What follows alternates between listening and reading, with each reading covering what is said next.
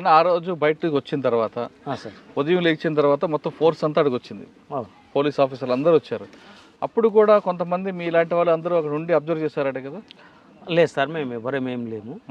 యాక్చువల్గా అక్కడ నుంచి వెళ్ళినాం, రిట్రీట్ అయిపోయినాం. మా వాడు చనిపోయిండు, ఇద్దరు ముగ్గురు గాయాలైనాయి. అతన్ని మేము మోసుకుంటూ తర్వాత మా చెప్పులు లేవు, అప్పటికి ఏం లేవు. అక్కడ ఉన్నటువంటి రైతుల సహకారంతో చెప్పులు తీసుకొని అక్కడ నుంచి రిట్రీట్ అయ్యి వెళ్ళిపోయినాం. అంటే మీ ప్రాణాలు కాపాడేది బక్కన్న.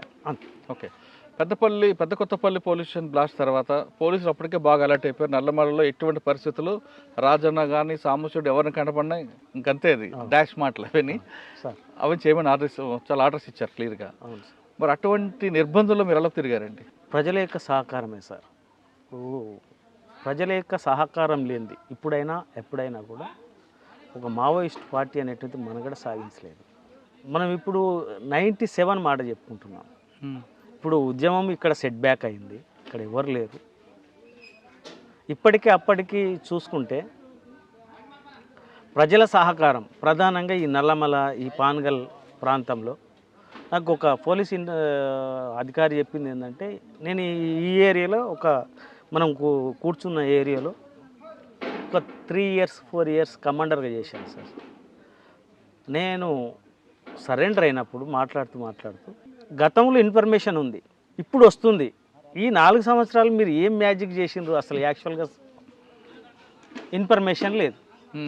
అంటే మెయిన్గా ప్రజల సహకారం. ఆ ప్రజల సహకారం లేకుండా ఇంతకాలం మేము బతకలేము కూడా. అప్పటికి ఇప్పటికి ప్రజల యొక్క సహకారం అనేటువంటిది బ్రహ్మాండంగా ఉంది సార్.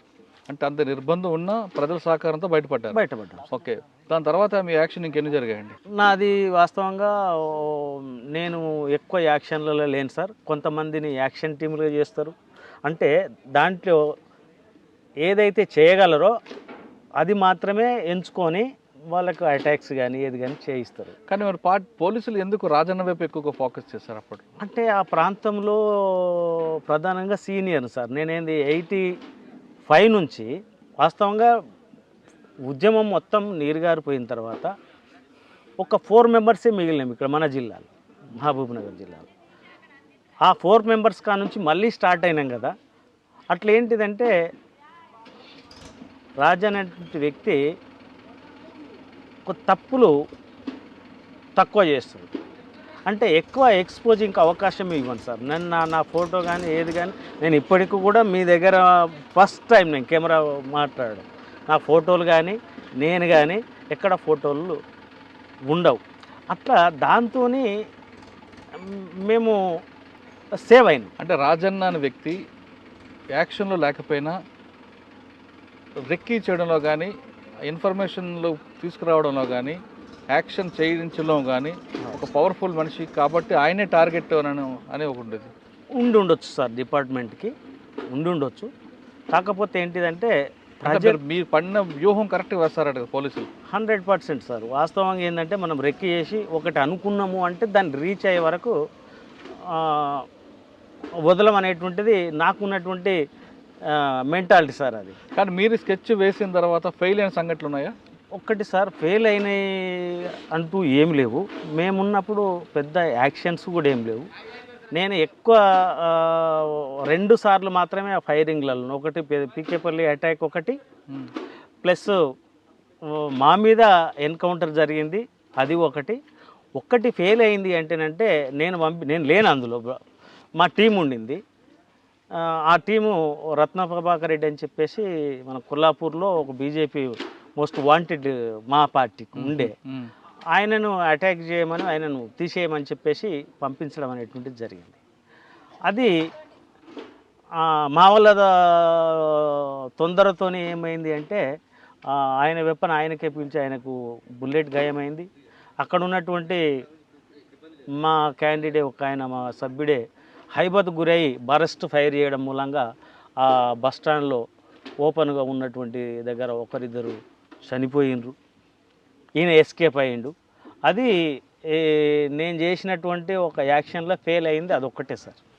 కానీ నల్లమలలోతో పాటు ఉత్తర తెలంగాణ ఎక్కడ చూసినా పార్టీ ఉంటుండగా కూడా మీడియాతో మాట్లాడాలంటే కేవలం నల్లమలనే ఎంచుకోవడానికి ప్రధాన కారణం ఏంటప్పుడు? ప్రధాన కారణం ఏం సార్ అంటే నల్లమలకు దాని యొక్క భౌగోళిక పరిస్థితులు వేరే ఉంటాయి సార్. ఇప్పుడు మనకు ఒడిస్సా, ఛత్తీస్గఢ్ రాళ్ళు గుట్టలతో ఉండదు సార్. అది కొద్దిగా ప్లేన్ ఉంటుంది, అప్పు ఉంటుంది, ప్లేన్ ఉంటుంది, అప్పు ఉంటుంది. ఇక్కడ రాళ్ళు కొండలు అంటే నడవడానికి కూడా అవకాశము తక్కువగా ఉంటుంది. కాబట్టి ఇక్కడ ఉన్నటువంటి టెరైన్ అందుకు అనుకూలంగా ఉంటుంది. అంటే ఎక్కువ అందుకే మీడియా సమావేశాలు అంటే రోడ్ పాయింట్ ఇప్పుడు మనకు శ్రీశైలం మీడియా వాళ్ళని రావడానికి కూడా హైదరాబాద్ టు శ్రీశైలం దగ్గరలో మేము ఎంచుకున్న పాయింట్ ఎట్లుంటాయి సార్, ఈజీగా రావాలి, మనం ఐడెంటిఫై కావద్దు, వాళ్ళకి ఏం కావద్దు, వాళ్ళకు ప్రమాదం జరగవద్దు, మనకు ప్రమాదం జరగవద్దు అనేటువంటి ప్లేసెస్ ఎన్నుకుంటాం. ప్రధానంగా ఇప్పుడు ఉమామహేశ్వరం కాడికి ఎవరైనా రావచ్చు, మేము ఆ నుంచి రిసీవ్ చేసుకొని వెళ్ళిపోవచ్చు. శ్రీశైలం ఆడికి వస్తేనంటే మిమ్మల్ని మేము ఈజీగా రిసీవ్ చేసుకోవచ్చు, మేము అక్కడ నుంచి వెళ్ళొచ్చు. అట్లా దానికోసం ఈ నల్లమల్ల కొద్దిగా అనుకూలంగా ఉంటుంది. నల్లమలలో మీడియా సమావేశం పెట్టేటప్పుడు అప్పట్లో వాళ్ళు మీరు అన్నట్లు ఒక పాయింట్లో దింపేవారు, అక్కడిని పికప్ చేసుకెళ్ళేవారు. మీడియా వాళ్ళు కూడా గుర్తుపట్టకుండా అక్కడికక్కడే తిప్పి సమావేశాలు పెట్టేవారు కదా. అది మేము కావాలని ఏం చేయం సార్ అట్లా. కాకపోతే ఏంటంటే ఒక్కొక్కసారి ఆ ప్లేస్ ఐడెంటిఫై చేయకుండా ఉండడం కోసం కొన్నిసార్లు అట్లా చేస్తాం, కానీ లేదు డైరెక్ట్గా తీసుకుపోయి అక్కడ సమావేశం ఏర్పాటు చేసి పంపిస్తాం. ఒకానొక అంటే రోడ్ పాయింట్ దగ్గర ఉందనుకోండి, ఇది రోడ్డుకు దగ్గరనే వచ్చినాం అనేటువంటిది వాళ్ళకు కల్పించకుండా కొద్దిగా చుట్టూతో తిరిగి తీసుకొని పోయి అక్కడ కూర్చొని పెట్టి మళ్ళీ సేమ్ రూట్లో మళ్ళీ పంపిస్తాం. మళ్ళీ వచ్చేది అంతే టైం, పోయేది కూడా అంతే టైం చేస్తాం. కానీ ఎంట్రీ ఎగ్జిట్ ఒకటి ఇవ్వరు. ఇవ్వరు సార్. నల్లమలలో మీరు చేసిన టైంలో సార్ మీరు యాక్షన్ చెప్పారు, పీపుల్స్కి మీరు చేసిన పని చెప్పండి ఒకటి. పీపుల్స్ అంటే మీరు ఆల్రెడీ ఒకటి చెప్పారు చెంచుల గురించి, అది కాకుండా పీపుల్స్ మేము చేసినటువంటిది ఏం సార్ అంటే ఈ నల్లమల ఇక్కడ నుంచి ఏది మన సోమశిల నుంచి తీసుకొని అక్కడ అక్కవరం బక్కలింగాయపల్లి వరకు ఈ ఫారెస్ట్ గ్రామాలు ఉంటాయి సార్. ఆ ఫారెస్ట్ గ్రామాలలో దాదాపు నేను అనుకుంటా నియర్లీ అప్పుడే నాకు ఒక 30,000 ఎకరాల భూమిని ప్రజలకు వాళ్ళు సాగు చేసుకోమని చెప్పేసి మా పార్టీ యొక్క ఆదేశాల ద్వారా వాళ్ళు చేసుకున్నారు. ఇప్పుడు మన వెంకటేశ్వర్ల సారు చెప్తున్నటువంటి క్రమంలో ముక్కిడిగుండం మొత్తం 9 ఎకరాలు సాగు చేసుకుంటుంటే అందులో భాగమే అది కూడా. ఇప్పుడు ముక్కిడిగుండం, ఇప్పుడు సోమశిల నుంచి ఈ మధ్యలో ఉన్నటువంటి గ్రామాలు సార్, ఒకటి కొల్లాపూరు, ఎల్లూరు, ముక్కిడిగుండం, అటు మొలచింతలపల్లి, ప్లస్ క్యాంపు రాయవరం, లింగాల, అప్పాపల్లి, ఈ ఉమామహేశ్వరము, అవతలికి వచ్చేస్తేనంటే అక్కవరం వరకు సార్. ఈ గ్రామాల్లో ఉన్నటువంటి ప్రజలు వాళ్ళు సాగు చేసుకున్నారు ఫారెస్ట్ భూమిని. దానికి మేము ఒక పెద్ద ఉద్యమం తీసుకోవడం జరిగింది. భూమి లేనటువంటి నిరుపేదల రైతులు ఎవరైతే ఉన్నారో వాళ్ళందరినీ కొట్టుకోవడం చెప్పేసి మా పార్టీ ఆదేశానుసారం తీసుకున్నారు. అక్కడ మేము